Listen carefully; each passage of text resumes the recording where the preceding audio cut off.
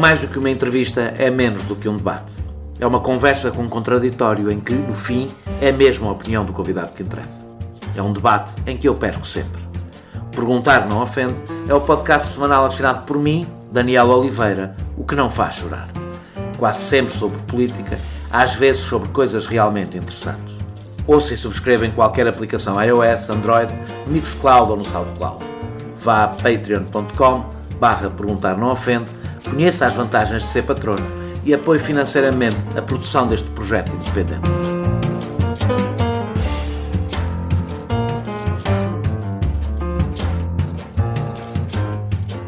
Vieira da Silva foi um dos mais relevantes ministros do Trabalho e da Segurança Social na democracia portuguesa. Nunca seria fácil substituí-lo e António Costa optou por um corte, não escolhendo ninguém que lhe fosse próximo. Ana Mendes Godinho, que tinha deixado boas memórias como secretário de Estado do Turismo, foi uma opção surpreendente. Apesar da sua ligação à Autoridade para as Condições do Trabalho, não era a escolha que se esperava para uma pasta que junta apoios sociais e lares, complexo sistema de pensões e o trabalho, relações com os sindicatos e com as IPSS. Um lugar que costuma estar reservado a pessoas com um grande peso político, que conheçam bem a pesada máquina do Estado e que estejam familiarizadas com as difíceis negociações com os parceiros sociais. Costa terá pensado que estes seriam anos calmos, bons para dar experiência a uma aposta sua. Esperava-se a continuação da bonança económica e nenhuma mudança na legislação laboral. Só que veio a pandemia e tudo mudou. O Ministério do Trabalho e da Segurança Social ficou, com o da Saúde e o da Economia, no centro da crise. E a Ministra teve de lidar com uma pesada máquina em ruptura.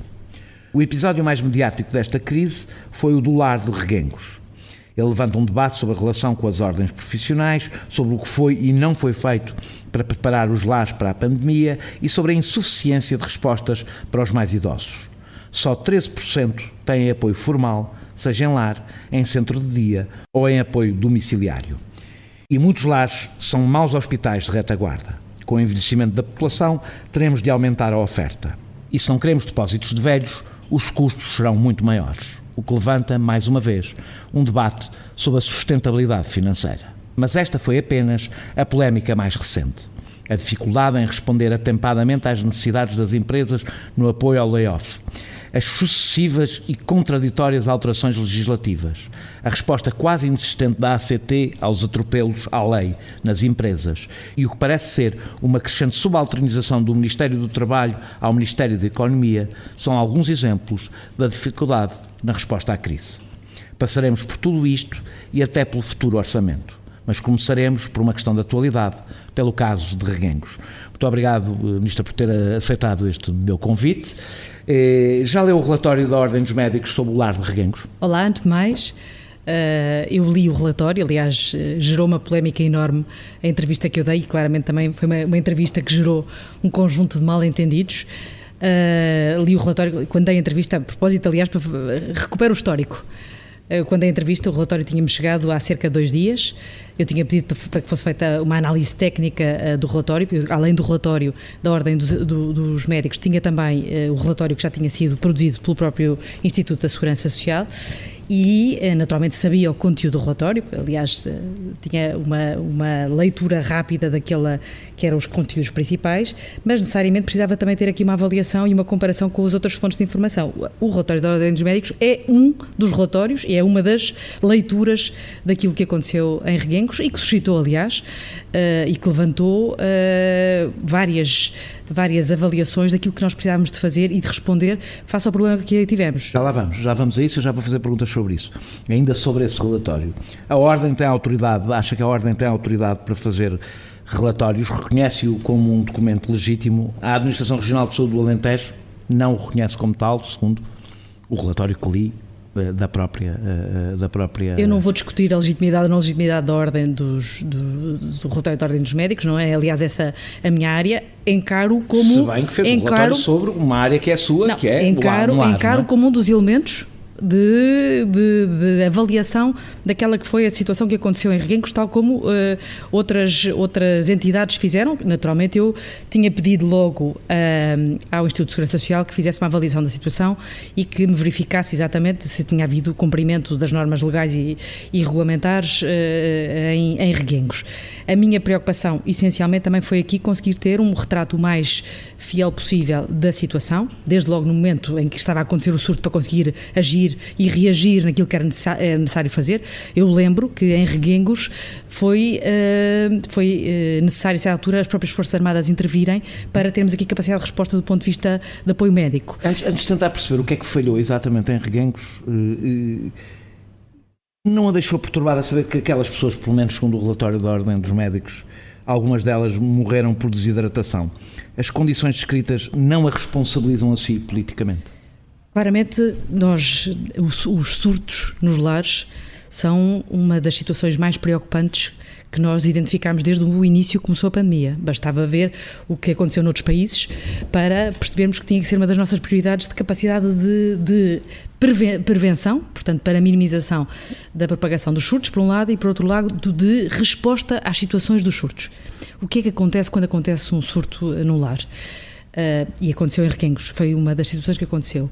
Em grande parte das situações deixamos de ter trabalhadores. Portanto, os trabalhadores ou ficam positivos com Covid, ou ficam isolados profilaticamente, ou outros ficam incapazes de alguma forma de trabalhar por razões psicológicas. Estou só a dizer... Segundo o relatório da Segurança Social que eu li, houve um inusitado número de colaboradores que apresentaram certificado de incapacidade para o trabalho. E não há uma fuga generalizada às responsabilidades, incluindo dos trabalhadores do lar? O que aconteceu em Reguengos e tem acontecido noutros lares, e a situação de Reguengos foi uma situação claramente também que ganhou em termos de notoriedade pública muito mais visibilidade em função também do relatório da Ordem dos Médicos. Claro que foi uma situação muitíssimo preocupante do ponto de vista de capacidade de resposta a situações de surto em que de repente os trabalhadores deixam de estar no local de trabalho e, portanto, é preciso de repente encontrar uma resposta alternativa, por um lado, mas não foi a única situação que tivemos. Esta tem sido uma situação que temos sentido ao longo destes meses, que em algumas situações era preciso encontrar aqui uma resposta para responder à ausência de trabalhadores. Mas não respondeu se acha que houve uma fuga. Não acho que seja uma fuga. Acho que, e esse é um dos problemas que nós temos e que temos que enfrentar nos surtos dos lares. Realmente, quando há surtos dos lares, nós deixamos de ter trabalhadores. Claro que em dimensão diferente, numas situações menos trabalhadores, noutras mais, mas há claramente uma dificuldade de encontrarmos trabalhadores até para substituir os trabalhadores que lá estão. Dou o exemplo de outras situações que aconteceram noutros países, que foram situações, diria eu, que nenhum de nós aceita, que são as pessoas que foram encontradas nestes lares abandonadas porque as pessoas foram deixadas sozinhas. E em Portugal, o que nós procuramos, desde logo, garantir sempre é que tínhamos uma capacidade de resposta, antevendo que em muitas destas situações acontece isto. Os trabalhadores ou ficam positivos, ou ficam isolados profilaticamente porque tiveram em contacto com pessoas de risco, ou, noutras situações, ficam incapazes de trabalhar até por uma gestão psicológica da situação. Mas uma das coisas também... E queria só dar uma nota disto. Esta é uma das situações também particularmente preocupante, com o estigma negativo que se está a transformar em relação aos lares. Ou seja, quanto mais houver esta percepção que eu digo que claramente em muitas situações é exagerada sobre o que se passa nos lares, maior é o estigma e a dificuldade que nós temos neste momento até em ter pessoas com capacidade de gerir as situações. Mas também há uma situação, eu não queria avançar já para aqui, mas faço-lhe esta pergunta, porque uma das coisas que fica também evidente na leitura do relatório da Segurança Social é que houve dificuldade de ter um corpo profissional estável e suficiente naquele lar, e eu imagino que este é um problema que acontece em muitos lares. É possível alguma garantia de qualidade que a pandemia apenas revelou quando se pagam os salários que se pagam nos lares de idosos aos técnicos que lá estão? Os lares de idosos têm um quadro de pessoal que está definido daquilo que tem que ser cumprido. Sabe, em geral, não nos profissionais superiores, que é pouco qualificado e muito mal pago. E claramente, a maior parte dos recursos humanos que estão nos lares cumprem os requisitos legais mínimos e, portanto, o que significa que em situação de ruptura e de quebra é muito difícil ter aqui uma capacidade de ter mais pessoas que façam um bocadinho a substituição das que lá estão. Dito isto, eu acho que essa é a primeira constatação que nós também que ficou evidente durante esta pandemia e que pôs a nu. Foi a necessidade, claramente, por um lado, de reforçarmos os quadros de pessoal e, por outro lado, de valorizarmos quem trabalha nos lares. Disse bem, eu acho que tem que haver aqui uma aposta séria na valorização das pessoas, também do ponto de vista daquilo que recebem. O que é que tem sido um bocadinho a preocupação da gestão, e eu ia dividir, se calhar, aquilo que nós temos que fazer em dois momentos, que é a gestão da emergência, do que vivemos. Vamos ficar por enquanto pela emergência, porque nós vamos falar dos lares o resto do tempo. Muito bem, então, mas mesmo na gestão dos recursos humanos, falemos na emergência, porque também acho que devemos falar depois de uma forma estrutural o que é que se deve fazer. Na gestão da emergência, aquilo que nós procurámos fazer foi criar 2 mecanismos para resposta a esta necessidade de, nesta fase, termos reforço de recursos humanos nos lares em Portugal. Por um lado, através do IFP, essencialmente criámos um programa para que as instituições pudessem, de uma forma extraordinária neste momento, reforçar os quadros de pessoal, ainda que provisoriamente. No fundo, o relato que está neste relatório é que mesmo assim não conseguiam encontrar pessoas. O problema que aconteceu em Reguengos foi exatamente, eu não sei se tem noção, se tem esse número presente ou não, mas o Instituto de Segurança Social, no caso de Reguengos, contactou 670 pessoas para as mobilizar. E houve pouquíssimas respostas. E foram colocadas, o Instituto de Segurança Social, através destes vários mecanismos, colocou 35 pessoas, quer através deste mecanismo do IFP, quer através da Cruz Vermelha Portuguesa, que foi outro instrumento que criámos para responder aos surtos. O que nós estávamos a fazer, até à criação destas brigadas que neste momento estão a ser criadas em todos os distritos, era, à medida que havia algum surto, eram acionadas mecanismos de substituição. O que é que isto se mostrou que não estava a responder ao problema? A ativação e a mobilização de pessoas não se consegue de um momento para o outro. Desde logo porque se tem que verificar se as pessoas estão preparadas ou não estão preparadas para intervir num que eu chamaria um teatro de operações, quer dizer, estamos a falar de situações difíceis de gerir, e por outro lado também a dificuldade em mobilizar pessoas. Digo de outra forma, no histórico destes 5 meses, as pessoas até que mais facilmente foram mobilizadas são aquelas pessoas que foram criadas no âmbito até da Bolsa de Voluntários, ou seja, que têm uma motivação que não é uma motivação que não seja aquela de servir, que não é profissional, que é de servir, uma motivação de missão. E isso foi extraordinário também perceber ao longo destes meses essa mobilização. O que nós sentimos foi que era preciso, e nomeadamente para preparar aquele que possa ser, nestes momentos, os próximos meses, passar a ter estas tais brigadas, que significa que as pessoas estão 24 horas já preparadas e capacitadas para intervir e não têm que ser mobilizadas cada vez que há um surto. Essa é a grande diferença do que estamos a fazer. Deixa-me ficar aqui um bocadinho mais em Reguengos, porque o relatório da Segurança Social fala de fragilidades no plano de contingência, por não estarem previstas substituições das lideranças técnicas e de recursos humanos. Portanto, há uma fragilidade prévia. Eu iria dizer, na parte dos recursos humanos até previa. O problema é que falhou. Ou seja, o relatório, o plano de contingência... Nas lideranças técnicas não previa, não, no plano da contingência não previa o que se faria, o que é que acontecia caso a direção técnica ficasse também doente, que foi o que aconteceu. O que é provável que aconteça, não é? Certo, mas então tentando partilhar e testemunhar o que é que tem sido estes últimos 5 meses. Nós estamos primeiramente a aprender todos, mesmo em relação aos planos de contingência, estamos todos a aprender nos cenários que vamos vivendo e estamos a aperfeiçoar até as medidas que temos criado. Tem sido 5 meses de uma aprendizagem muito dura no terreno, mas também de respondermos àquilo que estamos às lições que estamos a aprender. No caso de Reguengos aconteceu isso, portanto a direção técnica deixou de existir porque ficou impossibilitada porque estava doente e, portanto, aquilo que teve que se arranjar, e foi o Instituto de Segurança Social que depois acabou por conseguir, em conjunto com a Proteção Civil e com a Caritas local, encontrar um diretor técnico substituto para a operação. Com estas brigadas também o que procuramos é ter uma alternativa, que é quando haja surtos agudos, graves, em que não está a conseguir haver uma equipa que aguente a própria direção e a gestão do lar, termos estas tais brigadas que entram para, pelo menos, um momento de emergência inicial. Eu vou dizer, há aqui uma coisa que eu como compreendo isso tudo e que estamos todos, evidentemente, aliás, eu acho que durante os primeiros meses houve uma grande tolerância, até por parte da oposição e de todas as forças, percebendo que estávamos a viver um momento muito especial, mas há uma coisa que todos sabíamos. Quando olhamos, agora já falaremos da percentagem de óbitos que são em lares, sabemos aliás porquê, é ali que se concentram, e ainda por cima, além de se concentrar a grande parte da população de risco, está concentrada, está num mesmo espaço, isso aconteceu mais em todo lado. Mais de 50% das pessoas que estão nos lares têm mais de 80 anos. Mais de 80 anos, falaremos aliás disso mais à frente.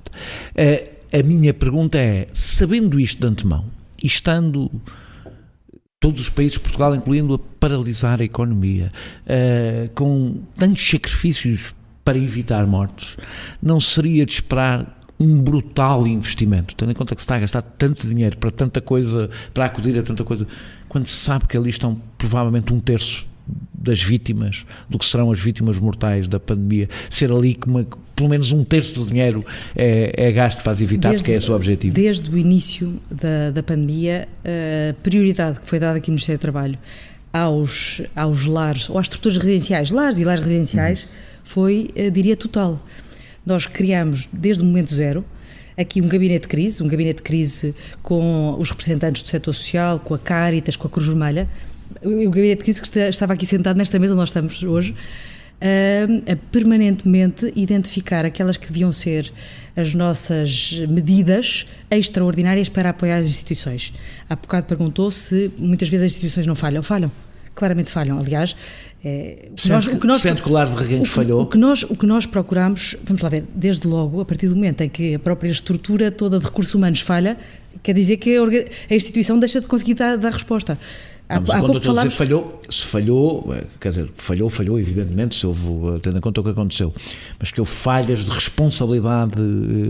As questões da responsabilidade, e aliás, eu não estou a falar de responsabilidade criminal. Pois é, isso que eu ia dizer, a minha entrevista penso que até não tive, gerou exatamente até dúvidas depois nas várias interpretações. Não espero que seja juíza. Agora, a pergunta é se há responsabilidades, como ministra pode assumir que houve responsabilidades naquela instituição. O que eu consigo dizer é: temos feito tudo aquilo que identificamos de possível e impossível para apoiar as instituições a responder a estas situações de emergência e de crise que são críticas, são muito difíceis de gerir. Mas não pode deixar de haver responsabilização, caso contrário também se estabelece... E por isso mesmo, desde logo, eu pedi ao Instituto de Segurança Social que fizesse uma avaliação, pedi que fizesse inclusive uma fiscalização a todo o processo e à instituição. Foram comunicadas e participadas ao Ministério Público todos os relatórios e a informação que havia para que fosse apurado toda a informação e perceber se houve ali alguma, e que seja avaliada a responsabilidade. Há uma fiscalização que vocês fazem que não é judicial, não é? E, portanto, que vos cabe a vocês. Nós fazemos dois tipos. Ministério, não é? Portanto, basicamente fazemos dois tipos de intervenção. Fazemos um acompanhamento do ponto de vista da resposta social, no fundo para perceber que tipo de resposta social temos que encontrar, até nomeadamente quando é preciso retirar pessoas, se é preciso encontrar outros sítios para onde as pessoas vão. Imagina, a Segurança Social por ano encerra cerca de 140 lares e há sempre este acompanhamento técnico do ponto de vista de encontrar soluções para estas pessoas cujos lares são encerrados. Isto é um tipo de acompanhamento que a Segurança Social faz. Há outro tipo de fiscalização que a Segurança Social tem como missão, que aí é verificar, no fundo, o cumprimento dos requisitos e o cumprimento dos procedimentos todos que estão previstos e, no caso de Reguengos, as duas atuaram.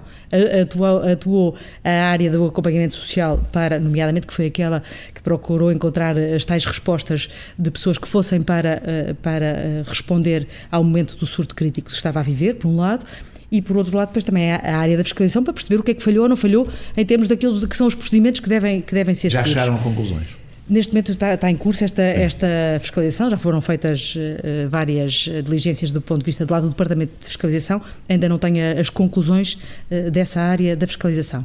Agora também lhe digo que Reguengos também evidenciou a dificuldade que foi, num momento crítico, encontrar médicos para responder a estas situações de crise. Para isso, que é a minha pergunta seguinte, mas ainda quero fazer uma sobre um caso específico. O que é que sabe em relação ao que sucedeu no lar de Montepio, no Porto? que é um lar com características bastante diferentes e, no entanto, com resultados semelhantes. Através de patreon.com/perguntar não ofende, pode apoiar diretamente a produção deste projeto independente.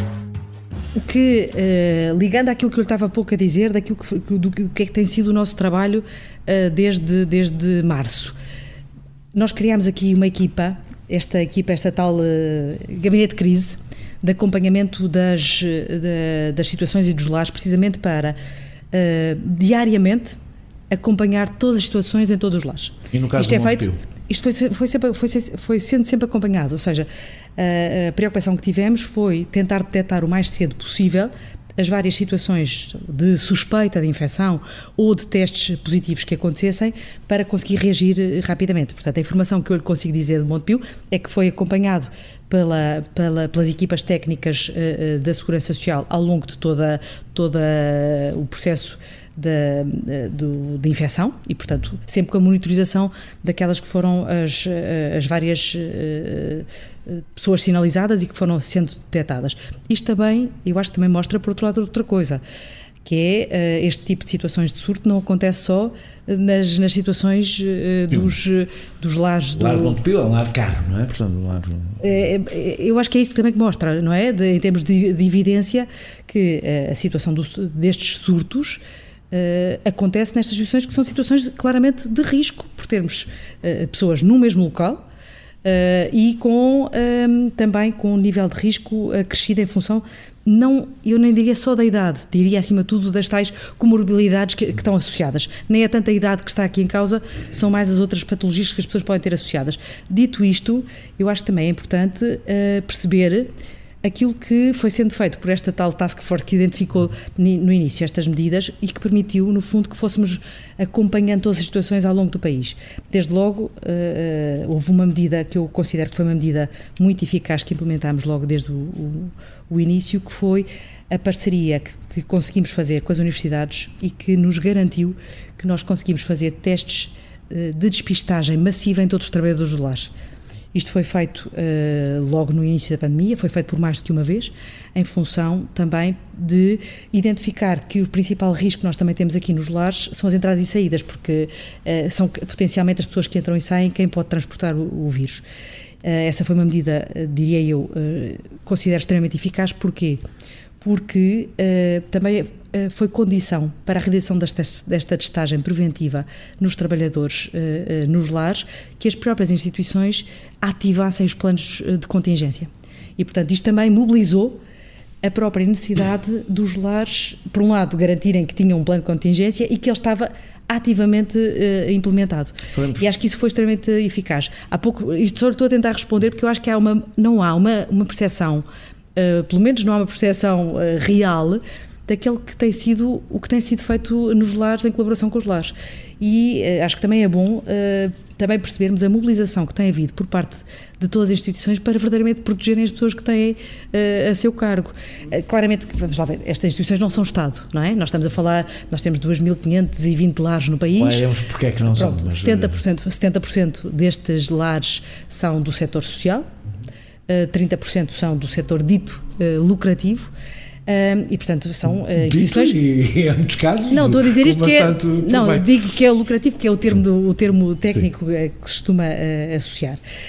Mas aqui também, o que também, e eu acho que é importante, porque às vezes essa mensagem não passa, e eu acho que injustamente, estas instituições estão desde março a fazer um esforço imenso para proteger as pessoas. O que é que nós temos procurado fazer? É criar medidas adicionais para os ajudar a responder a esta pandemia. Dou o exemplo concreto dos testes, já dei o exemplo, foram feitos mais de 120 mil testes em todos os lares do país, preventivamente, para tentar identificar de uma forma preventiva situações que pudessem ser isoladas. Massivamente, o que é que também fizemos? Fizemos um programa especial só para ajudar as instituições a comprarem equipamentos de proteção individual, um programa com 10 milhões de euros para isto. Fizemos outra coisa que foi reforçarmos excepcionalmente este ano, naqueles que são os apoios dados às instituições no âmbito dos acordos de cooperação, reforçámos em mais 5,5% as respostas sociais que têm a ver com lares ou lares residenciais. Basicamente o quê? Para lhes dar também capacidade financeira para responder extraordinariamente, nomeadamente até ao reforço dos recursos humanos. Fizemos também o programa do IFP, basicamente para a colocação de pessoas em que o IFP assume 90% do custo da contratação. Nós temos cerca de 7 mil pessoas colocadas em lares neste momento através deste programa. Qual é que é o objetivo? Pouco qualificadas, na maior parte dos casos. Não, quase não todos, tem, né? Se me perguntar se tinham qualificação específica para trabalhar em lares, não tinham. O que é que fizemos também, ao mesmo tempo, com a ANCAP? A ANCAP desenvolveu aqui cursos modulares de um mês. As pessoas não estão a ouvir o que é a ANCAP. Desculpem. O IFP é o Instituto de Formação. Desculpem. É a Agência Nacional para as Qualificações. Desculpem. Temos que traduzir. A tradução da gíria. Desculpem, a tradução da gíria. A pessoa está tão viciada às vezes no sistema das nomenclaturas que perco. Mas sim, a Agência Nacional para as Qualificações o que fez foi desenhou cursos modulares rápidos para que estas pessoas, mesmo em contexto real de trabalho, neste momento, quando entram nestes programas, tenham formações muito específicas para responder exatamente ao que é o dia-a-dia no lar. Eu disse que iria falar dos médicos. Os médicos do Serviço Nacional de Saúde dizem que não são eles que têm de servir os lares. Quero explicar o que levou a esta medida excepcional, porque é uma medida complexa, que levou a um debate difícil entre, não digo os médicos, mas entre as estruturas que representam os médicos, os vários tipos de estruturas que representam os médicos, que dizem que são os lares que têm que garantir a existência de médicos no lar. Nós, o Serviço Nacional de Saúde, não tem que ir para uma empresa, ou não, seja empresa, seja da área social, que tem que garantir esse apoio médico. O que é que levou? Porque isto foi uma medida excepcional. É verdade que foi uma medida excepcional. Geralmente não costumam ser estes médicos a ir aos lares resolver o problema. Bem, então, andando um bocadinho para trás, não me passa pela cabeça que alguém assuma que qualquer pessoa que esteja num lar não tem direito a ter um médico. É verdade, mas a verdade é que não costuma ter, ou seja, estes médicos não costumam ir aos lares. Mas então esta é uma discussão ainda mais de fundo, que é perguntar se há alguma diferença entre uma pessoa que esteja num lar ou qualquer outro cidadão português. Eu vou dizer qual é a diferença. Transmitir, aliás, o que várias pessoas me diziam, vários médicos, evidentemente, é que o lar é suposto ter médico. É suposto ter enfermeiro, é suposto ter apoio médico. Então é suposto ser o lar a garantir isso, não é? Então podemos entrar depois numa discussão de se os lares têm que ter ou não médico, mas isso eu acho que é uma discussão que temos todos que agora ter, se cai para o futuro. Agora, hoje em dia, nos termos da lei que existe, os lares não têm que ter médico. Os lares têm que ter enfermeiro e o número de enfermeiros varia em função, naturalmente, da dimensão e do número de utentes que os lares têm. E, naturalmente, os lares não são espaços de saúde. Então, de onde é que acha que resulta esta recusa, porque não foi pequena, não é, dos médicos em ir aos lares?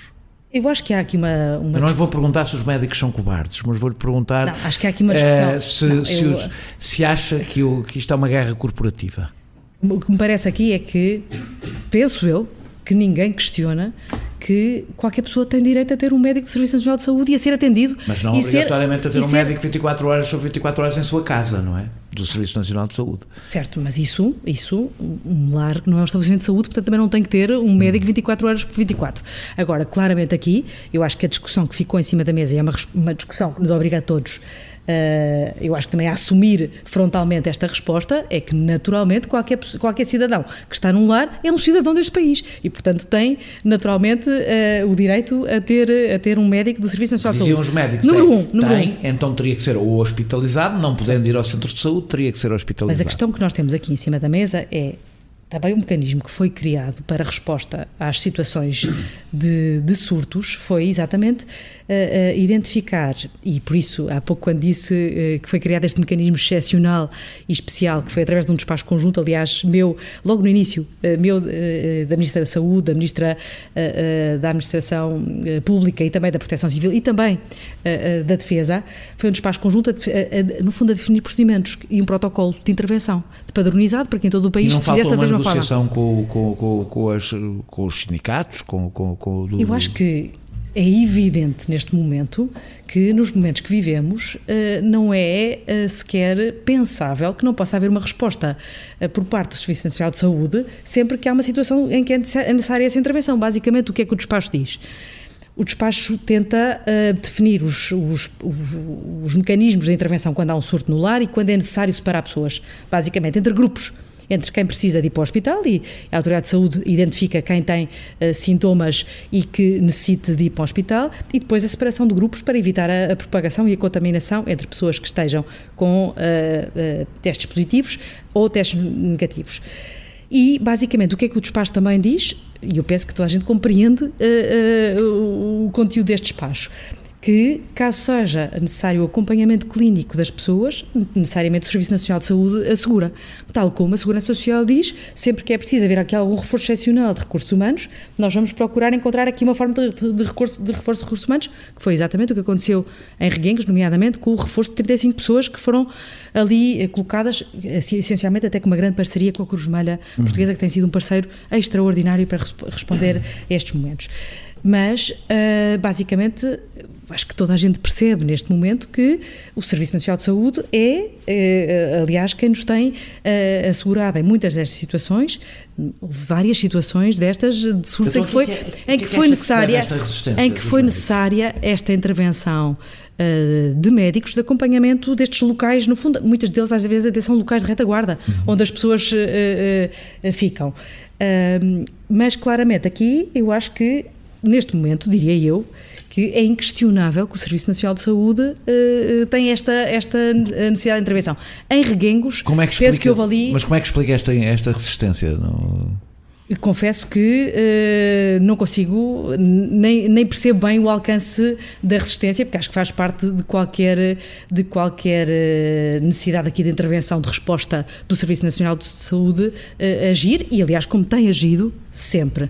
Aliás, acho que pode haver, havia aqui uma discussão sobre a vigência de uma portaria que define se deve haver ou não acompanhamento dos médicos enquanto médicos de acompanhamento regular dos lares, mas não é disso que estamos aqui a falar. Eu acho que estamos a falar de um cenário completamente diferente, em que o que tem que ser garantido... O que eles dizem também é que uma coisa era essa a portaria que vocês fizeram durante o estado de emergência, outra coisa é isso eternizar-se depois do estado de emergência. A segunda portaria já é depois do estado de emergência, mas é renovar a primeira. Nós temos, não é uma portaria, é um despacho, não é? É um despacho. Não tem mal, é só para não confundir, porque havia uma portaria anterior, que seja. Mas esse despacho esteve em vigor durante o estado de emergência e além disso foi prorrogado. Além disso, aliás, aproveito, ainda hoje foi aprovado no âmbito das medidas do estado de contingência em que estamos, um conjunto de medidas para que fique claro exatamente as várias medidas de prevenção nas várias situações no âmbito do estado de emergência, e em relação às medidas nas estruturas residenciais de que estamos a falar, ficou, aliás, expressamente previsto que sempre que haja situações de especial vulnerabilidade e que seja necessário o acompanhamento e o seguimento clínico de doentes Covid, sempre que esta situação clínica o exija, isto deve ser assegurado pelos profissionais de saúde dos agrupamentos dos centros de saúde, da respectiva área de intervenção, em articulação com o hospital da área de referência. Portanto mantém-se. Reforça-se esta capacidade de resposta que me parece que é evidente e que toda a gente reconhece como essencial. Para fecharmos este assunto, não os lares, que eu agora quero falar de uma forma mais estrutural dos lares, a postura do Primeiro-Ministro não foi a de ir atirando gasolina para a fogueira, nesta crise, nesta específica de Reguengos? Olá, eu sou a Raquel Marinho e pode ouvir o meu podcast de poesia associado ao Perguntar Não Ofende em opoemaensinacair.pt. Eu acho que vivemos todos momentos... Eu não estou evidentemente a falar de gravações que não eram supostas serem públicas. Estou a falar de declarações que o próprio Primeiro-Ministro fez e que foram um bocadinho, quando falou de quem dá opinião em videoconferências na televisão, não foi de acicatar um bocadinho um clima que não era bom? Não, acho que aqui a grande preocupação foi sempre, e desde março que estamos com esse grande foco, foi encontrar respostas pragmáticas para os problemas que temos, e a resposta pragmática é garantir que sempre que é necessário o acompanhamento clínico... declarações, não me referia ao que vocês foram fazendo. Não, mas respostas pragmáticas, é preciso arranjar soluções e garantir que os médicos, os técnicos, os enfermeiros temos capacidade de resposta. Vamos falar agora dos lares, temos estado sempre a falar dos lares, mas vamos falar dos lares de uma forma mais do futuro. Quando sublinhou que tivemos menos mortes por Covid em lares, em percentagem, não é, do que muitos países europeus, faltou-lhe falar da nossa taxa de institucionalização. Só 13% dos nossos idosos têm apoio formal, seja em lares legais, em centros de dia ou em apoios domiciliários, como eu disse na introdução. Ainda somos dos países que mais depende de cuidados informais na Europa. Como é que pode fazer crescer a oferta? Porque ela vai ter que crescer. Como é que isso se pode fazer? Bem, eu acho que... Porque, na realidade, isto destapou uma realidade que já existia e que é uma enorme carência de oferta nesta e a forma como nós olhamos para o envelhecimento e para a necessidade de termos uma resposta para uma população cada vez mais envelhecida, que reflete também o nosso grande desafio demográfico que nós temos. Se nós pensarmos que a população com mais de 80 anos duplicou nos últimos 20 anos, percebemos como também o nosso padrão e a nossa necessidade de resposta é hoje completamente diferente daquela que tínhamos há 20 anos. E como é que vamos poder aumentar a oferta? Eu acho que claramente temos que agir a 2 níveis.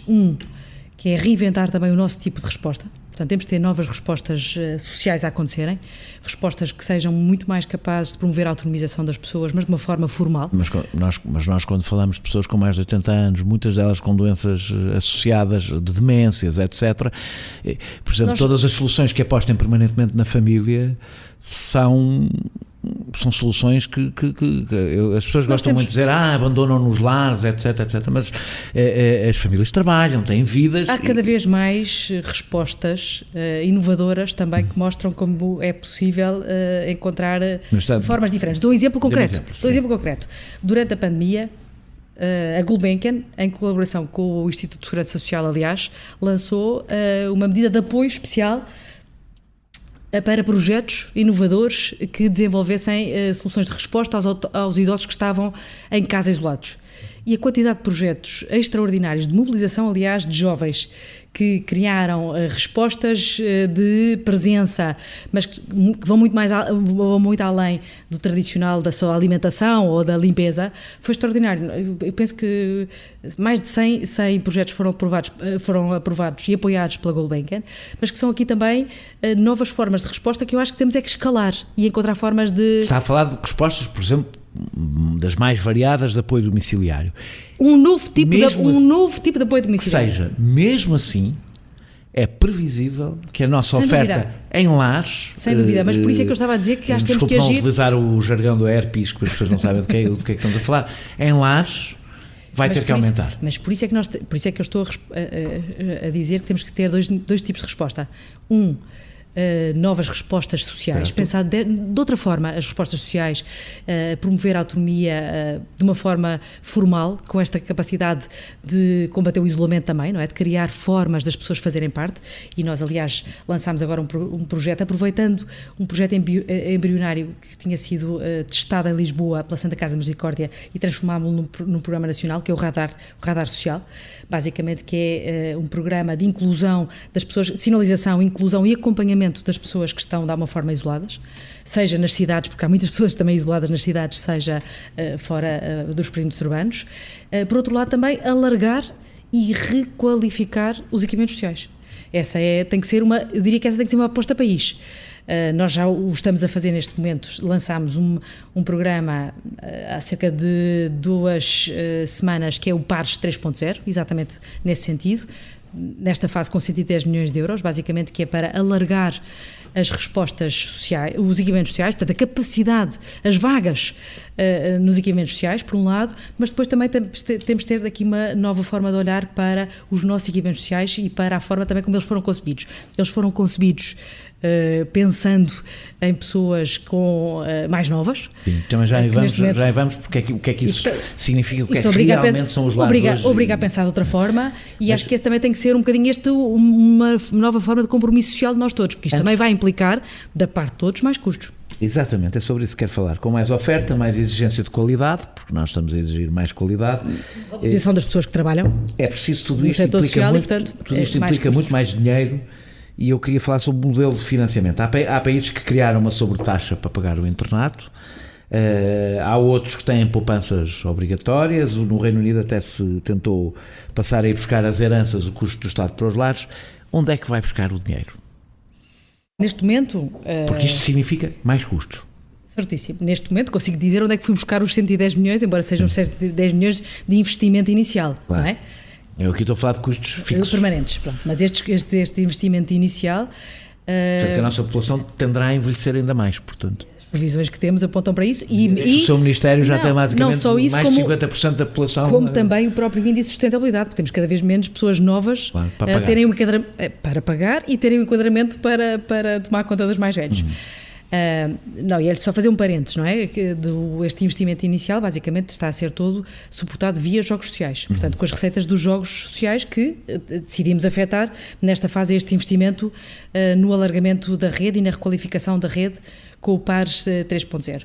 Por outro lado, é uma das grandes prioridades que tenho como objetivo incluir no programa de recuperação e resiliência é esta área das respostas sociais e equipamentos sociais, portanto acho que uma das nossas prioridades país-sociedade tem que ser este foco e, portanto, também conto... Mas não me disse onde é que vai buscar o dinheiro. Não, estou a dizer que é através estou a dizer que é através do programa de recuperação e resiliência. Sim. No fundo, aproveitar grande parte na área social. Mas a minha questão era mais a longo prazo. É mais a longo prazo. Ou seja, como é que... Acho que temos de estar todos, como sociedade, acho que é uma discussão que temos que ter e perceber como é que estamos também disponíveis a alocar mais meios a esta resposta que temos que ter. Na Constituição, os cuidados sociais não tiveram o mesmo tratamento que a saúde e a educação, e eu andei-me a informar sobre quem teve debate nessa altura, que não foi uma coisa pacífica, ou seja, foi uma possibilidade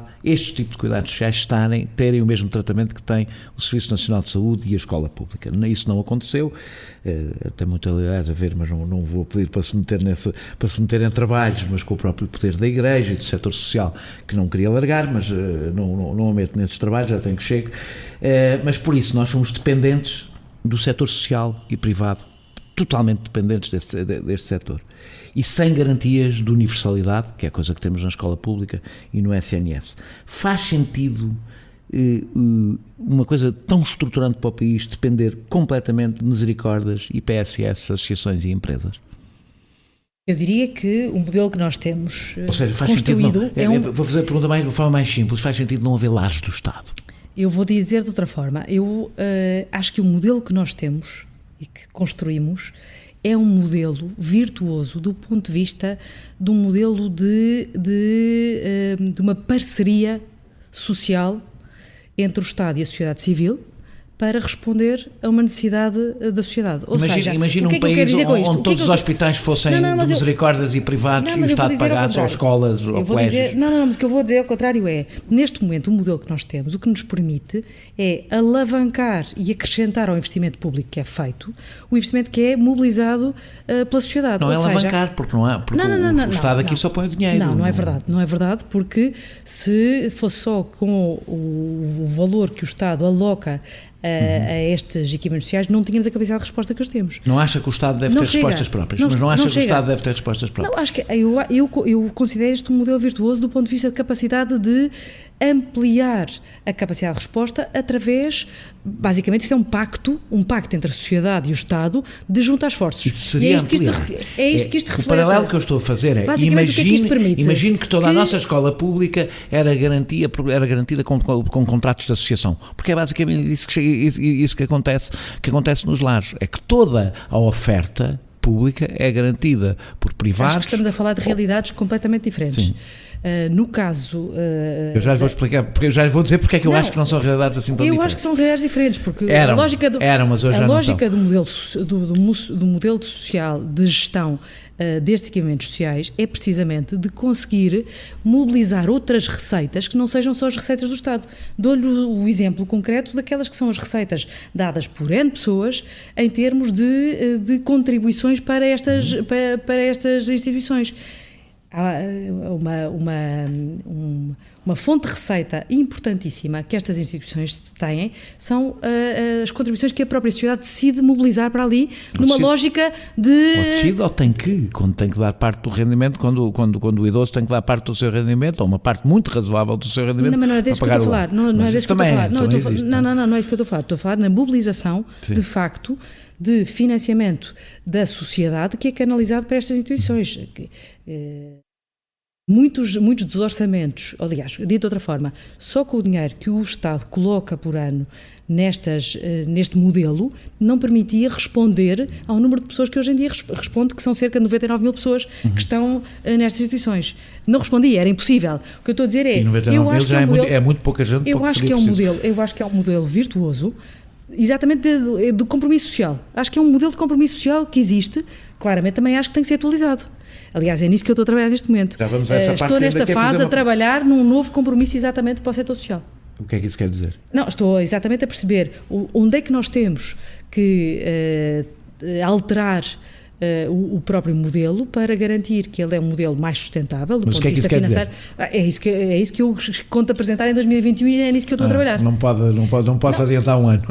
Não, significa que é evidente que... As suas convicções, pelo menos, sobre esse assunto. Não, temos que garantir respostas sociais, como acabámos dos dois de dizer, que respondam aos novos desafios que nós temos hoje em dia, que são diferentes daquilo que tínhamos há 50 anos. Portanto, temos que ser mais exigentes, temos na resposta, no tipo de resposta social que temos que conseguir chegar a mais pessoas, temos que ter esse objetivo da universalização da resposta para conseguir chegar a todos, nomeadamente também com a capacidade de mais mobilização de pessoas qualificadas para trabalhar no setor social. Isto significa mais custos que têm que ser repartidos entre o modelo que temos, e o modelo que temos é a sociedade a comparticipar e o Estado também.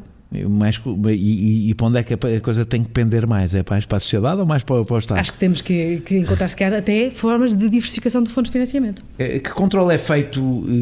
Eu antes de ir, porque quero falar um bocadinho sobre porque é que eu acho que estamos a falar de uma realidade muito diferente de quando ela foi pensada, mas ainda deixe-me fazer ainda esta pergunta. Que controle é feito exatamente destas instituições? Exigem que paguem melhor aos seus trabalhadores? Fiscalizam a contabilidade e a gestão destas instituições?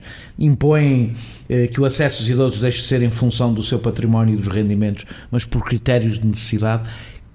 O Estado cumpre estas várias funções num sítio onde, apesar de tudo, mete bastante dinheiro?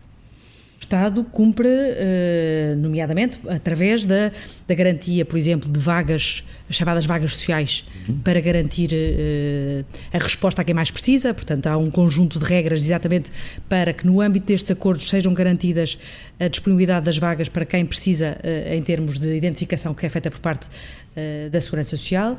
Por outro lado, verifica... contabilisticamente também aquelas que são os orçamentos e as contas destas instituições, não verifica, aquilo que me perguntou, não verifica se o nível de remuneração dos trabalhadores, ou seja, existem acordos coletivos de trabalho que as instituições fazem parte. Não há uma condição para verificar a qualidade. Ou seja, quando tem imensa gente que ganha próximo do salário mínimo num trabalho tão exigente. Eu acho que a evolução que temos que fazer, exatamente, é evoluir também nos quadros técnicos destas respostas sociais. Não é possível qualificar sem pagar melhor, não é? Acho que todos sabemos isso. Não é? Eu acho que essa tem que ser a grande viragem que nós temos que fazer. Temos que ter capacidade de ter mais pessoas qualificadas a trabalhar nestes equipamentos sociais e equipamentos para alargar vários, não é? Para não pensemos só nos lares. Também os centros de dia, outros centros de dia, há os lares residenciais, temos várias respostas que eu acho que tem cada vez mais que conseguir ter pessoas mais qualificadas, porque também só assim conseguimos dar uma resposta mais qualificada. Só a dar-lhe uma nota de um instrumento que lançámos, nesse sentido exatamente, que foi o instrumento do Mais Coeso Social. O que é que fizemos? Pela primeira vez lançámos um programa só dedicado à contratação de pessoas qualificadas para o setor social. Foi a primeira vez que isto foi feito, lançámos isto há cerca de 2 meses, basicamente em que o que estamos a fazer é apoiar a contratação de técnicos qualificados para os equipamentos sociais, garantindo um apoio muito significativo na contratação durante 3 anos. Tendo como requisito que seja uma contratação sem termo, portanto que as pessoas entrem para o quadro, que as pessoas sejam qualificadas e que tenham um valor mínimo de remuneração para garantir que quem está a ser contratado é exatamente para depois termos aqui uma contrapartida também da valorização da pessoa que está a entrar nestes quadros, procurando assim fazer também uma elevação e procurando ter aqui uma absorção de pessoas qualificadas para estas instituições. Metade dos utentes dos lares, como disse aliás há pouco, tem mais de 80 anos. A esmagadora maioria das pessoas que lá estão recebe serviço de cuidados continuados. Eu estive a ver um relatório, penso que de 2018, agora não tenho presente o ano exato, mas relativamente recente, e é bastante esmagadora o tipo de apoio de facto é dado. Ainda é possível, com o envelhecimento da população e com esta percentagem de população com mais de 80 anos, distinguir apoio social de cuidados de saúde. É porque esta pergunta que eu lhe faço tem toda a ver com quando se pensou no início no que é que seria este apoio social e no que é hoje. E na realidade, com estes idosos, o que está a acontecer é que eles estão em hospitais de retaguarda, ou maus hospitais de retaguarda, no sentido, não por culpa das pessoas que lá estão, mas porque não foram pensados para ser hospitais de retaguarda. E, portanto, deveriam ter direito à gratuitidade e à universalidade do serviço de saúde.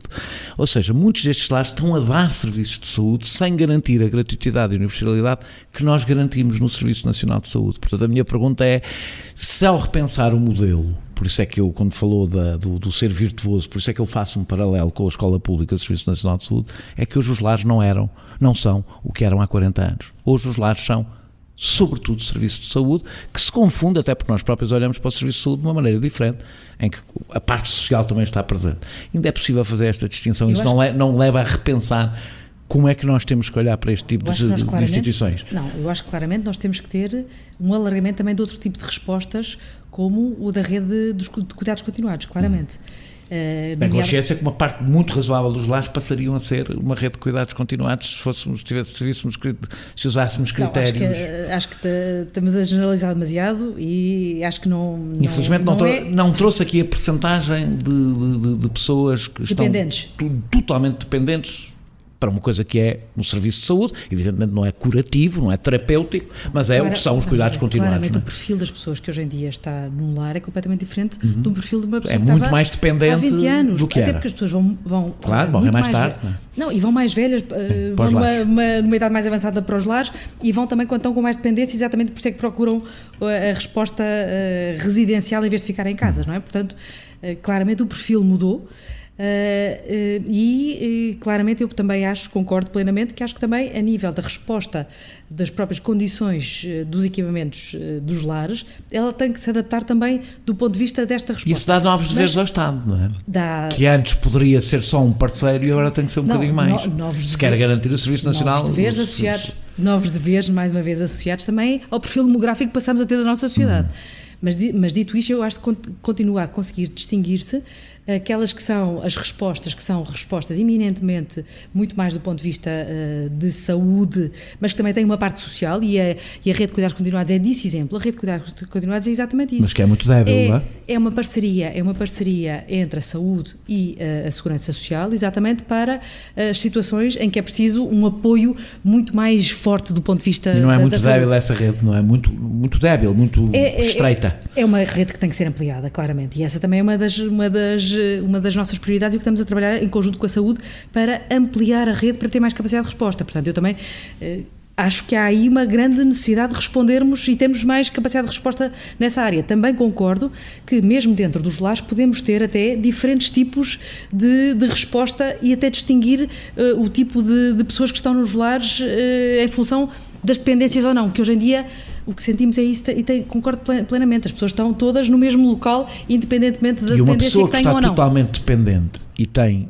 um apoio de cuidados continuados tem direito à gratuitidade e à universalidade, ou seja, porque isso faz parte das funções de saúde que o Estado assumiu como sendo... A rede de cuidados continuados não é uma rede de saúde, é uma rede em pois que há uma vertente... Pois é, isso que eu acho difícil... Não, é que há uma vertente de saúde, vamos se calhar para a realidade que temos. Eu penso que é impossível garantir a gratuitidade a todas as pessoas que têm mais de 70 anos. Não é mais de 70, estamos a falar de pessoas totalmente dependentes. Estamos a falar de pessoas totalmente dependentes. Mas mesmo nas pessoas totalmente dependentes, acho que tem que se avaliar também, e do ponto de vista até da capacidade que as próprias pessoas tenham de suportar, não é? A justiça social é responder em função das necessidades também de cada um. E acho que esse também é um exercício que todos temos que fazer. O problema é que a gente não vai só pedir àquelas pessoas, muitas vezes pede à família, e isso vai sobrecarregando a própria família. Não, aquilo que é pedido às pessoas é em função sempre dos rendimentos que têm. E eu acho que isso é que é justiça social e justiça redistributiva é isso, cada um em função das suas capacidades, até para garantir a sustentabilidade de todo o sistema e de uns contribuírem para os outros. Ou seja, acho que cada vez mais no momento que vivemos, a palavra solidariedade e esta justiça redistributiva e social tem que estar na nossa agenda de todos nós, porque conseguirmos que todos contribuam para garantir... É a lógica do utilizador-pagador que a direita defende. Não tem nada a ver com o utilizador-pagador, tem a ver em função das capacidades de cada pessoa poder, não tem a ver com o utilizador-pagador, pelo contrário, tem a ver com a capacidade de cada um de contribuir para o esforço coletivo. E é exatamente, eu acho que essa deve ser a nossa grande preocupação e essa é a minha matriz. Existem muitos lares ilegais. Imagino que com o controle, os números que ouvi, mas não há como confirmá-los, que corresponderão a cerca de 20 mil utentes os lares ilegais.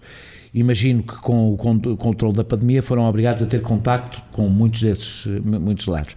Porquê é que eles não são encerrados? Porque não há alternativa para eles? De facto, os números, não é? Por definição, quando se diz que são ilegais, não sabe. É uma mera eu consigo lhe dizer que por ano a Segurança Social encerra estou a dizer uma média, não é? Cerca de 140 lares ilegais por ano. Mas é verdade que fecha um bocadinho os olhos por não haver alternativas? É verdade que há imensa dificuldade em encontrar capacidade de resposta, como há bocado vimos, em termos da rede instalada para as necessidades que existem. Não há dúvida nenhuma disso e, portanto, temos mesmo que alargar. Eu diria que nos lares ilegais tem duas realidades. Tem, claramente, os lares ilegais porque até têm todas as condições para ser um equipamento social e uma resposta social, mas porque ficaram presos nas teias burocráticas muitas vezes dos licenciamentos e ainda não conseguiram licenciar-se. Um modelo. Outro caso, manifestamente, aqueles que não cumprem os requisitos e por não cumprirem os requisitos depois acabam por praticar preços... Já ouvi falar de casos absolutamente, ou seja... inaceitáveis, completamente. Com preços que é impossível cumprir o mínimo. Ou seja, tendo em conta que não têm com participação do Estado, portanto quer dizer que é mesmo aquele o dinheiro que utilizam, O que é que eu acho que temos que fazer, e aliás durante o estado de emergência, e ainda agora temos em vigor até ao final do ano, fizemos isso, nós simplificámos radicalmente o processo de licenciamento formal, a parte formal do licenciamento dos lares, exatamente para trazer para dentro Mas isso implica mais fiscalização, caso contrário... Implica mais fiscalização, mas menos focada na burocracia e nos papéis e mais focada nas condições reais para verificar. Isso é pedir quase um milagre, mas pronto. Não, à parte. Não acho... Não.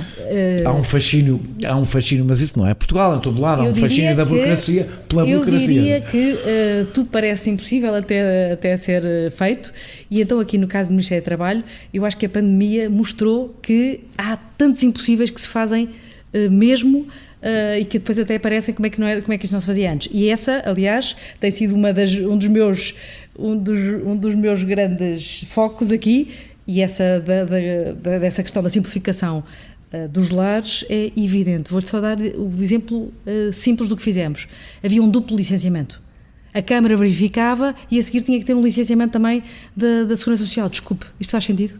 Quem é que passou a licenciar? A Câmara. Mudemos de tema. Aos 50 minutos. O layoff e as suas variantes adiaram o desemprego de muitas pessoas. Tem alguma expectativa sobre o número de desempregados que nos espera? Eu imagino que tem expectativa de saber, mas há algum cálculo do que imagino vir a ser o desemprego? Não, eu consigo dizer, quando acabarem estas várias medidas? Como sabe, neste momento até há alguma indefinição até sobre o número real de desempregados que temos ou não temos. Eu não estou a pedir que, evidentemente, que se ponha a adivinhar um número. Não é a minha função. Mas com que expectativa é que o Governo trabalha? Porque se o Governo planeia o futuro, quer dizer que tem uma expectativa do que é que espera quando a tampa estiver totalmente destapada ou encontrada. Era essa, eu vou-lhe dizer quais são os meus pressupostos, não é? Para percebermos também um bocadinho a situação que vivemos neste momento. O dado que eu considero o mais objetivo que eu tenho neste momento é o número de pessoas que estão com contribuições ativas da Segurança Social. E basicamente, se eu comparar o mês de agosto com o mês de março, eu tenho menos 105 mil pessoas, menos de 105 mil trabalhadores a descontarem ativamente com no fundo, com contribuições ativas para a Segurança Social. 105 mil pessoas. Também, se analisarmos os meses, tivemos um pico grande logo no início, em abril e maio.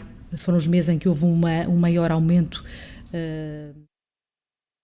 deste número de pessoas que deixaram de estar a contribuir para a Segurança Social, com alguma estabilização nos últimos meses, ou seja, junho, julho, agosto, meses de alguma estabilização e sem um aumento demasiado significativo. O que é que são os momentos agora, neste momento, que vivemos de alguma incerteza? Com os instrumentos que nós criámos no pós-layoff, não é? Grandes números, o layoff simplificado abrangeu cerca de 890 mil pessoas. Nós, neste momento, com estes instrumentos pós-layoff que criámos, que são 3, essencialmente, num mês, eles foram criados a 8 de agosto, nós no mês temos cerca de 270 mil pessoas que estão abrangidas por estes novos instrumentos. As empresas não têm um prazo para pedir este apoio, e o que nós sentimos neste momento é que as próprias empresas ainda estão numa fase de decisão e de indefinição sobre qual dos instrumentos aplicam ou por qual das situações optam. Portanto, basicamente aqui o que nós temos um bocadinho como evolução previsível de taxa de desemprego, o INE aponta para uma taxa de desemprego já na ordem ultrapassa os 8%, em julho, eram os últimos dados que o INE divulgou, portanto a previsão que admitemos aqui poder chegar entre os 9% e 10% até ao final do ano, mas com uma grande incerteza, que é aquilo que nós sentimos nesta fase. Por outro lado, isso também lhe consigo dizer ao real, contrário. Como nós sabemos, depois do desemprego consigo real dizer consigo ao contrário o que é que tem sido, que é a prioridade total nesta fase a manutenção, apoios à manutenção de pós-trabalho. Eu devo dizer, cheguei a pensar fazer esta pergunta, mas é demasiado complicada, obrigaria demasiado tempo, teríamos de fazer uma entrevista quase só sobre ela, sobre até que ponto é que o Estado pode estar a usar todos os seus recursos para manter empresas que já estão mortas, vivas, em vez de pegar nesse dinheiro e usá-lo para empresas que podem até crescer numa nova fase. Que eu acho que eu não tenho resposta também para isto, portanto... Eu consigo dizer o que é que temos feito até agora e o que é que foi a preocupação. O primeiro momento foi um momento de emergência, de reação rápida. Mas nós já passámos o primeiro momento. Não, mas dizer, basicamente foi, num momento em que se estava a dizer a economia para parar, ter artificialmente, e vamos assumir todos, temos um mecanismo para manutenção de postos de trabalho. Passámos para a nova fase em que a economia supostamente e basicamente o que é que fizemos? Vai regressar num novo cenário, não é? E o que é que nós fizemos? Também na evolução dos próprios instrumentos, adaptá-los de uma forma diferente, também para não serem instrumentos de banda larga. E essa foi a evolução, a grande diferença para os novos instrumentos que temos, que são muito mais seletivos em função da situação concreta de cada empresa. E, portanto, eles são diferenciais em função da dimensão da empresa, da situação concreta da empresa, para termos aqui uma diferenciação mais seletiva, para que os apoios sejam mais orientados em função das necessidades reais. Aqui também, diria, tivemos aqui alguma preocupação também de reforçar. Eu ouvi no início aí alguma incredibilidade sobre o papel da ACT, que eu tenho que contestar. Já lá vou, não, tenho uma pergunta específica sobre isso. Aliás, tenho que contestar essa visão. Tenho uma pergunta específica sobre isso, sobre essa... Como Inspetora de Trabalho e muito, a acreditar muito no papel que os Inspetores de Trabalho têm no mercado de trabalho. E também o que fizemos foi fazer ações massivas de fiscalização de situações, de denúncias que foram chegando, de algumas situações abusivas. Também aconteceu, e eu acho que também é um bocadinho a nossa, acho que como país também temos que ter aqui uma capacidade, por um lado, de fiscalização, certíssima, mas também diria eu, então, e apelo aqui à responsabilidade coletiva de todos, de também de sermos todos conscientes do ponto de vista de recorrer aos apoios quando são necessários. Eu estava tinha isto um bocadinho mais para a frente, mas pergunto-lhe já. Segundo sei, a autoridade, a ACT, a Autoridade para as Condições no Trabalho, esteve em grande parte do tempo do estado de emergência em teletrabalho. A ACT em teletrabalho é mais ou menos, e segundo sei, muitas inspeções até foram feitas assim. A ACT em teletrabalho é mais ou menos o mesmo que os bombeiros ou a polícia em teletrabalho. Como é que é possível levar a sério uma inspeção que trabalha em casa durante um momento em que mais abusos existiram? Primeiro, não é verdade que tenha estado toda a ACT, não é verdade, em teletrabalho. Houve, de facto, uma organização dos próprios serviços, até para minimizar o contágio e riscos de propagação da doença, como em qualquer local de trabalho. E, portanto, também houve aqui a proteção dos próprios... Eu devo dizer, pela minha experiência só, que as denúncias que me chegaram, sobretudo na primeira fase do estado de emergência, foi total paralisia da ACT, de chamarem, pedirem, não haver qualquer resposta. Vamos lá ver, E houve muitos abusos, como deve imaginar, não é? Nessa altura é habitual. A ACT teve sempre orientações no sentido de conseguir responder às situações mais graves e, naturalmente, temos que perceber que a ACT prioriza as intervenções em função do nível de gravidade. Por outro lado, discordo quando diz que não é possível fazer inspeções ou fiscalizações, às vezes de uma forma até muito mais inteligente, através de meios informáticos ou de cruzamento de dados. E eu acho que esse é outro passo em que eu acho que a ACT tem mesmo que investir, do ponto de vista até de metodologias de inspeção. Basta pensarmos, nomeadamente, nos mecanismos que as finanças muitas vezes usam, a autoridade tributária usa, muito eficazes, só através do cruzamento de dados e de informação. É um tipo de... Depende. O tipo de abusos são diferentes, não é? Depende naturalmente do tipo Depende, claro que depende do tipo de situações de incumprimento que estamos a falar, mas se houver situações que são manifestamente verificáveis através de cruzamento de dados, se calhar podemos até chegar a massivamente a detectar fenómenos que hoje em dia, se formos um a um, verificar um a um, temos uma eficácia muito pequena, mas se fizermos essa verificação de uma forma através de cruzamento de dados, temos uma eficácia muito maior e uma muito maior capacidade de combate de fenómenos que muitas vezes são fenómenos historicamente de grande abuso, nomeadamente até de recurso de algumas figuras de trabalho precário, que podiam ser verificadas massivamente de uma forma mais automática, e que eu tenho a certeza que, aliás, esse caminho nos vai dar muito melhores resultados no cruzamento de dados e, acima de tudo, no combate à precariedade, tem que ser outra das nossas grandes bandeiras. Eu desviei-me aqui um pouco.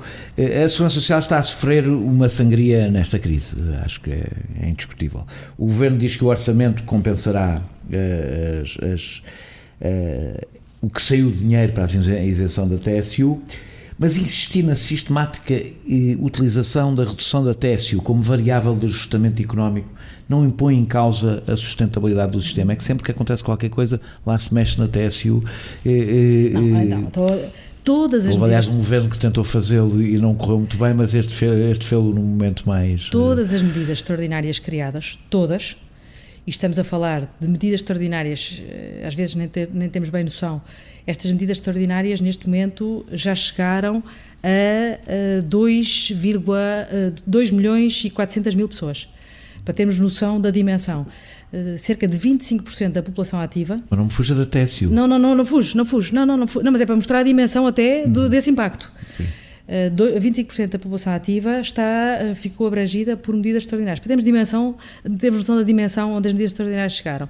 Todas as medidas extraordinárias criadas são suportadas via transferências extraordinárias do Orçamento de Estado para a Segurança Social. Só que a TSU é de uma natureza... Isso tudo isso que falou são apoios específicos também. Não. A isenção também. A isenção TSU... Eu sei, mas há uma diferença. É que enquanto as outras são mobilizar perante uma crise o dinheiro da Segurança Social para apoiar as pessoas, a isenção da TSU é usar um instrumento da Segurança Social por razões estritamente económicas, como quem reduz um imposto. Não, mas era isso que eu ia dizer. O que foi feito com estas medidas extraordinárias, e algumas dessas medidas extraordinárias incluíram isenção e redução de TSU, é que mesmo este valor é suportado através de verbas extraordinárias do Orçamento de Estado.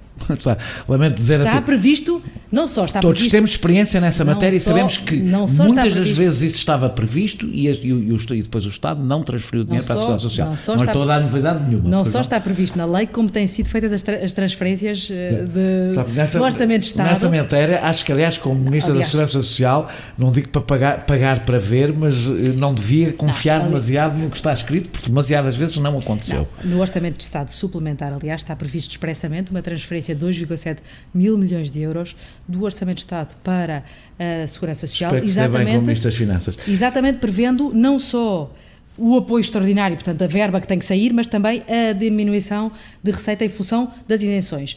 Dito isto, também queria dizer outra coisa, que é, mas isto não significa que a sustentabilidade do próprio sistema neste momento está com uma incerteza muito maior do que tínhamos no ano passado. É evidente, porque não em resultado destas medidas extraordinárias que foram criadas, mas em resultado necessariamente de termos, por um lado, menos receita associada a menos emprego. Isso não vai implicar fazer mais cedo um debate que se tinha que fazer há algum tempo, que tem a ver com o modelo de financiamento que combina a tributação de rendimentos de trabalho com a tributação de valor acrescentado das empresas? Já vou a essa resposta, mas já agora deixe-me acabar. Portanto, temos por um lado menos receita associada a menos emprego e por outro lado também temos mais despesa associada à despesa social. Então, não é? Em relação a esta pergunta... Em relação a essa pergunta, eu acho que claramente é uma discussão que... Mas é que eu ouço, deixa-me só dizer isto, eu ouço há 20 anos ministros a dizer que esta é uma discussão que temos que começar. Não, e ela nunca mais começa. Não, é uma discussão que tem acontecido. É verdade, mas não só tem acontecido. Continuam a depender praticamente quase em exclusivo do rendimento do trabalho, da segurança social. Eu acho que não só tem acontecido, como ela se transforma cada vez mais numa discussão que toda a gente reconhece como vital quando se percebeu que no momento que vivemos o que respondeu foi a segurança social. Então agora e foi o Estado Social que respondeu no momento em que tudo falhou. O que vos vou dizer ou um governo de esquerda se chega à frente e começa a fazer esse debate desta forma, ou acabará a discutir o plafonamento e outras medidas que são propostas por outras áreas políticas? Eu acho que, bem, desde logo, independentemente de dizer que há décadas se dá a discutir, a verdade é que também têm sido feitas medidas, têm sido implementadas medidas no sentido da diversificação da fonte de financiamento e do alargamento, da base do financiamento, nomeadamente esta agora recém-criada, com esta tributação sobre o sistema financeiro, exatamente como para termos aqui mais uma fonte de financiamento. É começar um debate que muda um bocadinho a lógica, e que a lógica hoje é as empresas que criam emprego são sobrecarregadas com a segurança social, e as que não criam são aliviadas desse esforço, independentemente de eu perceber todos os riscos que existem de combate à inovação por uma via da segurança social, que eu acho que também nenhum de nós deseja. É preciso mudar esta lógica. Eu fiz uma pergunta muito específica que tem a ver com a possibilidade de começar a tributar a segurança social, ter em conta o valor acrescentado das empresas e não apenas castigar as que criam mais emprego. Eu acho que nesta fase temos que ter dois grandes objetivos.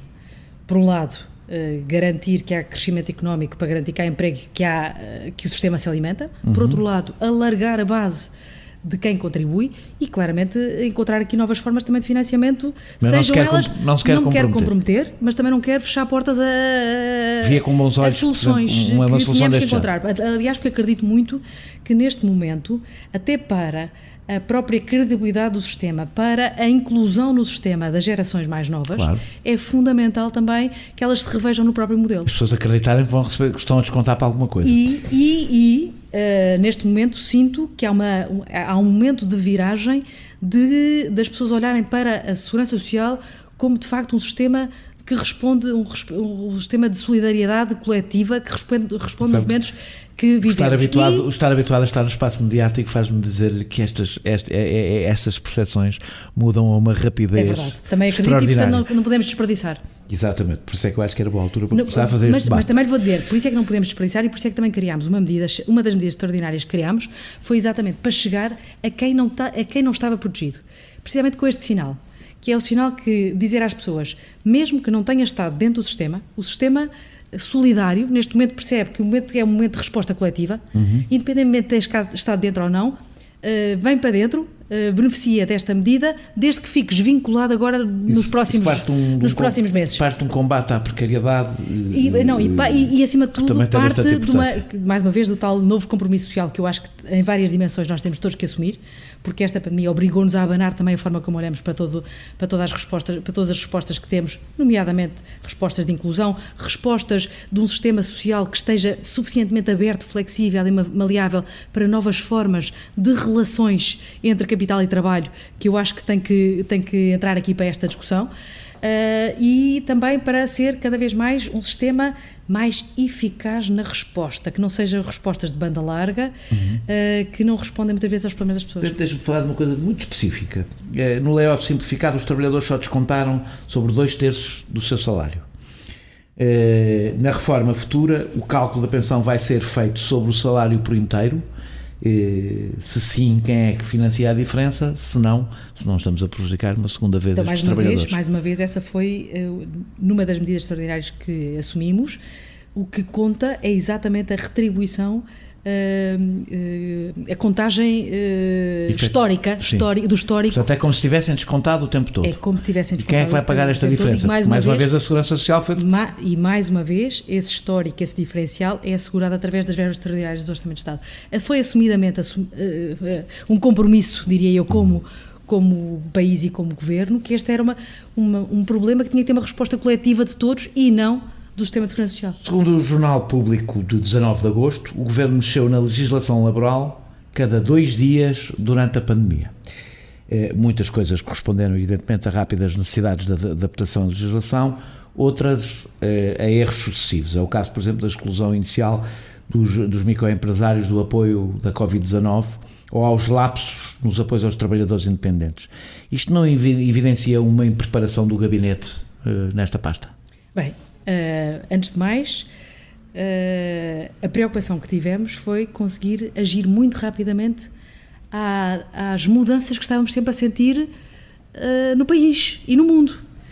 Essas são aquelas que todos nós compreendemos. Eu vou dizer, nós em março, quando desenhámos as medidas que tinham que entrar de emergência, porque de repente, por uma razão sanitária, era preciso dizer às pessoas que tinham que minimizar o contacto social, os estabelecimentos tinham que estar encerrados, a atividade económica estava com graves dificuldades até para ter clientes, nomeadamente, tivemos que criar aqui medidas que ninguém sabia no momento quem era o público que iria estar abrangido e quanto tempo iriam durar. O que é que esta pandemia mostrou também? Mostrou a quantidade de situações atípicas, diferenciadas, não cobertas, que nós temos no país. Eu volto atrás. Se estas medidas extraordinárias não tivessem sido criadas, as pessoas não tinham proteção absolutamente nenhuma. Nenhuma delas. Desde o layoff simplificado, desde o apoio aos trabalhadores independentes, desde o apoio aos sócios gerentes. Estamos a falar de alterações legislativas permanentes, não é? Não, mas as alterações... Às mesmas leis que já tinham sido alteradas, eu acho que, por um lado, as alterações revelam a preocupação que tivemos desde o início zero, desde o momento zero, de permanentemente irmos respondendo à situação evolutiva que tivemos sempre a viver. E às vezes também há pressão, de alguns setores. Não, e também, muitas vezes, até da aplicação prática de algumas medidas que nunca tinham sido testadas antes. Muitas destas medidas nunca antes tinham sido experimentadas, bem, não é muitas delas, nenhuma. Sim. Nenhuma delas. Nem sequer a layoff, não é? Nem o layoff simplificado. Nenhuma destas nem mesmo medidas... não simplificado. O layoff foi uma coisa criada que depois nunca mais foi usada durante décadas. O layoff simplificado implicou, imagina o que é um sistema de segurança social que está preparado para prestações regulares e periódicas, que de repente tem que montar em 15 dias novos mecanismos completamente diferentes daqueles que tinham sido alguma vez aplicados e chegar massivamente às pessoas. Dito isto, tem sido... e acho que isso é evidente, têm sido muitíssimos exigentes os momentos que temos vivido do ponto de vista até de dificuldade de implementação das medidas extraordinárias que têm sido criadas, mas se comparar nomeadamente com o que se tem passado noutros países, há países onde o layoff neste momento ainda nem foi pago, layoff simplificado, ou o que seja, os equivalentes do que foi criado ao longo dos vários países europeus. Alguns deles, provavelmente, com maior resistência económica do que nós, não é? Portanto, alguns com capacidade de dar outro tipo de respostas. Deixa-me andar um bocadinho para a frente. O Governo vai criar uma nova prestação social para combater a precariedade nesta crise. O Bloco de Esquerda e o PCP parecem querer o mesmo. Quer explicar o que será isto? É um RSI temporário? O que é?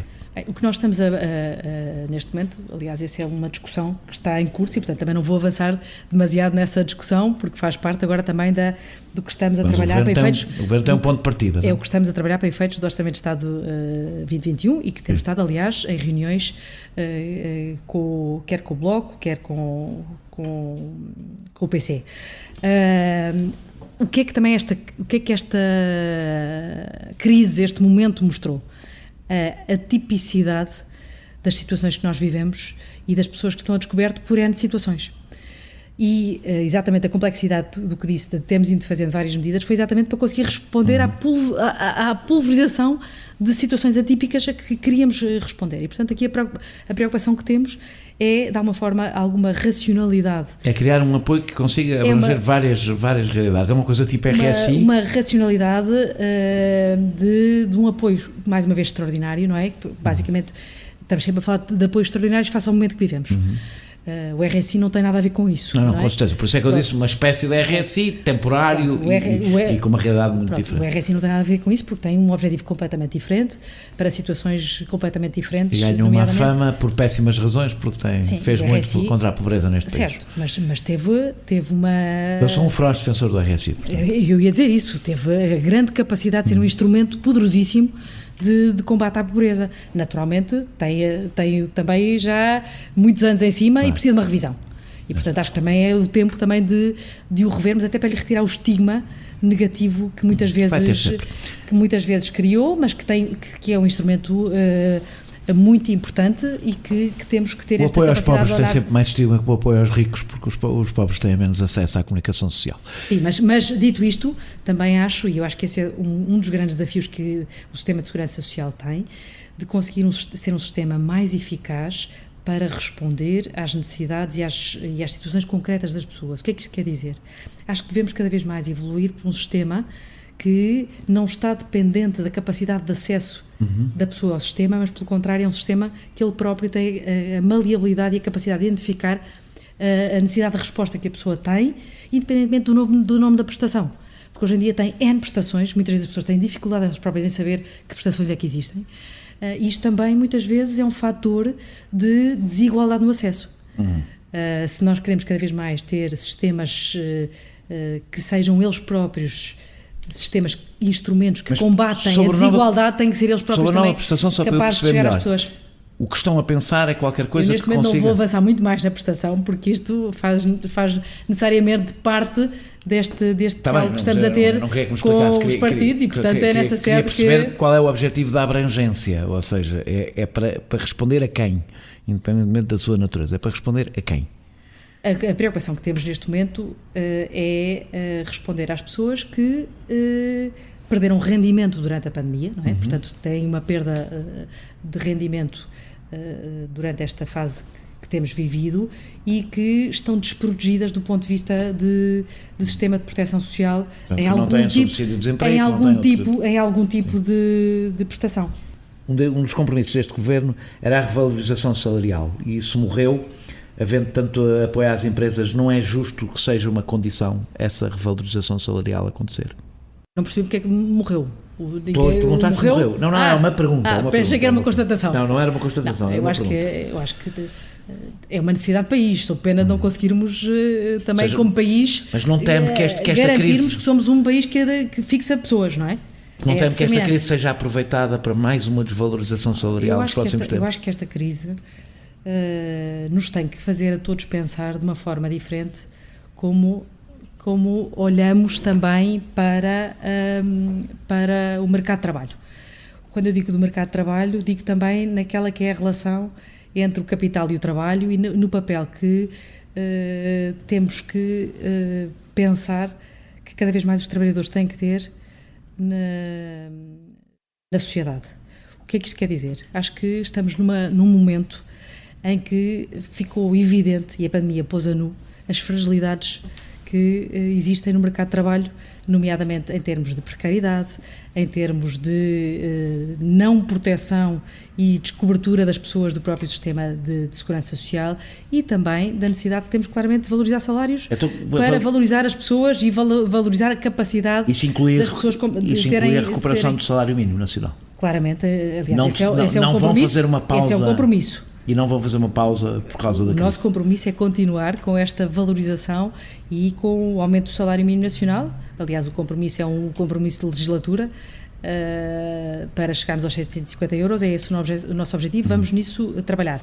Dou-lhe um exemplo concreto de uma medida que já assumimos, nomeadamente do aumento das bolsas de estágios para os jovens qualificados, assumindo também aqui um papel e um instrumento de valorização dos jovens que estão a entrar no mercado de trabalho este ano. O IFP acabou de lançar um novo programa para apoio à contratação e às bolsas de estágio, e aqui o que fizemos foi valorizar significativamente quem está a entrar no mercado de trabalho, como um sinal. Sabemos que muitas vezes a própria entrada no mercado de trabalho, estas bolsas, são depois aquilo que marca o início da vida ativa dos jovens e, portanto, nesse sentido, pretendemos dar aqui um sinal. Em alguns deles, nomeadamente jovens qualificados, tentamos aumentar as bolsas em cerca de 100 euros. Ainda sobre as questões laborais, num quadro de crise, porquê é que não assinou uma proposta de moratória, como fez Vieira da Silva, quando era ministro, para impedir a utilização da figura da caducidade das convenções coletivas durante esta crise? É porque os sindicatos, neste momento, como é evidente, estão numa situação muito mais frágil para negociar, portanto faria todo o sentido haver uma moratória que impedisse a caducidade das contratações coletivas. E há pouco comecei a conversa e depois não acabei o raciocínio quanto a esta nova forma como olhamos para o mundo do trabalho, ou este novo momento, que eu acho que é de facto o tal novo momento do compromisso social visto de outra forma, em que claramente aqui os trabalhadores têm que ter uma palavra muito mais ativa no mundo do trabalho. Eu acho que isso só se faz através de facto de um diálogo social efetivo e eficaz. E isso faz através da contratação coletiva? Isso faz através da contratação coletiva, mas também acredito muito em criar instrumentos de incentivo à contratação coletiva diferentes, que seja uma forma mesmo de pôr trabalhadores muito mais ativamente a participar no mundo do trabalho. Acredito mesmo que estamos numa fase diferente da forma como olhamos para as relações também no mundo do trabalho. Mas eu agora referia-me a esta fase específica. Mas eu estou-lhe a dizer esta fase específica. Eu acredito, e é nisto que eu estou a trabalhar. Porque percebe que há a contratação que está a caducar é nisto que eu estou a trabalhar. O seu Ministério pode impedir que caduque neste momento. Mas eu acredito muito que temos que ir mais longe e temos que ter instrumentos de incentivo verdadeiros à contratação coletiva, que façam a diferença, que de facto mobilizem mas não vai... empresas e trabalhadores a envolverem-se em encontrar soluções coletivas. Acredito mesmo num novo paradigma do mundo do trabalho nesse sentido. Com a contratação coletiva caducada, isso não existe, não é? Não, por isso é que faria sentido impedir neste momento. Mas aqui o meu grande objetivo é que ela seja dinâmica e que seja realmente efetiva. Dificilmente será dinâmica neste preciso momento de crise, não é? Por isso é que eu acredito que temos que ter instrumentos diferentes para incentivar, e é nisso que eu estou a trabalhar. Estamos mesmo a chegar não só nessa área, como também na própria abrangência da contratação coletiva. Acho que temos que pensar de outra forma para a abrangência, para ela conseguir abranger novas realidades do mundo do trabalho que hoje em dia não abrangem. E eu acho que essa tem que ser a nossa agenda também, que é olhar para as novas formas de trabalho e ter aqui uma agenda de futuro em que os jovens também se revejam e decidam ficar em Portugal para trabalhar exatamente por ser um país que tem esta capacidade de olhar para o mundo do trabalho de uma nova forma, também na tal relação entre capital e trabalho e na valorização do papel dos trabalhadores no mundo laboral. Eu acredito que só assim não vamos ter uma ruptura e só assim vamos ter paz social no momento crítico em que vivemos. Com o aumento do teletrabalho não vai ser preciso rever essa legislação? Estão a pensar fazer essa revisão? Estamos a trabalhar nisso. Aliás, neste momento estamos a construir um livro verde sobre o futuro do trabalho, que terá entre uma das suas grandes áreas a questão do teletrabalho, no fundo a identificação das áreas-chave daquilo que precisa de ser regulado. Nós já temos o teletrabalho regulado no Código de Trabalho, mas daquilo que é preciso regular também em função da experiência que todos tivemos nestes últimos meses de teletrabalho tão acelerado que de repente se transformou numa rotina de muitos dos trabalhadores portugueses. Nesse sentido, é nisso que estamos a trabalhar, identificar exatamente as áreas-chave, mas consigo lhe dizer isso, essencialmente, que tem a ver com a questão da conciliação da vida pessoal, profissional e familiar, a gestão disto com o teletrabalho, a questão dos instrumentos de trabalho, quem disponibiliza, quem não disponibiliza, a questão da organização dos tempos de trabalho e, acima de tudo, também, mais uma vez, afirmar aqui a importância da contratação coletiva para o teletrabalho, para também ser nesse espaço que, em função da realidade concreta, setorial de cada área, de cada empresa, se definem as regras. Por outro lado, também, aqui as questões também das novas formas do futuro do trabalho, seja da regulação das plataformas, novas formas de relação que têm que ser cada vez mais fazer parte do sistema. E, portanto, o sistema tem que ser também capaz de não olhar só para o mundo laboral como uma fábrica tradicional, pensada de uma forma tradicional do mundo industrial, mas também cada vez mais estar preparado para abarcar estas realidades e saber responder. Última pergunta, foi pelo menos durante a fase inicial da pandemia, o Ministro da Economia a aparecer como principal interlocutor do diálogo social e como tutela da área laboral. Sabendo que foi sua Secretária de Estado e que o seu gabinete foi formado pelos mesmos membros do seu gabinete naquela Secretaria de Estado, não é justo dizer que houve uma subalternização do seu Ministério em relação ao Ministério da Economia? Eu tenho sentido, aliás... Eu gosto de acabar de uma forma agradável. Não, mas sem fazer chorar. E acho que conseguiu. Não. Acha que houve uma subalternização do seu Ministério em relação ao Ministério da Economia e isso tem depois, na correlação de forças entre empresas e trabalhadores, tem efeitos? Não, nada, pelo contrário, acho que tem havido pelo contrário, não quer dizer também subalternização da economia ao trabalho, nem coisa que se pareça. Aliás, como grande parte das medidas que foram criadas para apoio às empresas e à manutenção dos postos de trabalho foi aqui do Ministério do Trabalho que saíram, sempre nesta grande capacidade de diálogo permanente entre economia e trabalho. Isso sim, sem paredes. O facto de ter sido secretário de Estado do Ministro da Economia não influenciou numa relação entre pares? Influencia numa grande capacidade de trabalho em conjunto, isso sim. Aliás, na concertação temos estado sempre em permanência em conjunto a trabalhar e acho que disso, aliás, tem resultado soluções que procuram o equilíbrio dos interesses, que é também aquilo que um Estado Social precisa, que é uma gestão e um equilíbrio dos interesses em presença, salvaguardando em cada momento aqueles que devam ser os interesses protegidos para garantir exatamente esta sociedade justa e que protege quem mais precisa em cada momento, mas que acima de tudo também é uma sociedade que valoriza, mas que também redistribui para garantir uma vida que seja uma vida plena, digna a cada um de nós, e eu acho que essa também é uma grande lição desta pandemia. Esta pandemia levou-nos a olhar para estas respostas coletivas de uma forma muito mais solidária e também num espírito muito mais coletivo de resposta. Muito obrigado por ter aceitado este meu convite. Este foi o Perguntar Não Ofende da Rentrée, a primeira entrevista. Nós regressamos para a semana com outro convidado. Este episódio teve a produção de João Martins, pesquisa de Filipe Avala, música de Mário Lajinha e ilustração de Vera Tavares.